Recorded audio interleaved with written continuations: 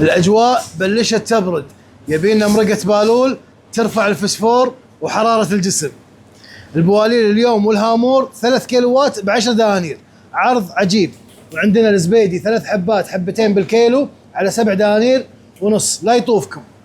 القباقب تبارك الله احجامها اليوم شوف شوف شوف اكبر من ترس الايد على 2 وربع، لا يطوفكم القباقب اليوم.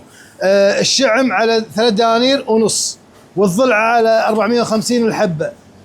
الربيان الحجم الوسط على 3 دنانير و900، والمستزرع على 2 ونص. هذا المستزرع العماني ممتاز، شوف شلون حتى لونه فاتح.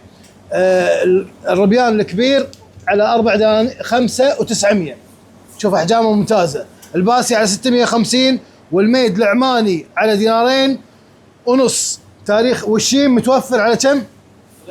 3 و900. تاريخ اليوم 6/12. هذه البسطة متنوعة، عندنا السلمون النرويجي ممتاز، النقارير، الصافي العماني كذلك متوفر. وللأسف شحنة الجولدن باس خالصة، لكن الطلبات راح نرفعها ونضيفها على الشحنة الجديدة.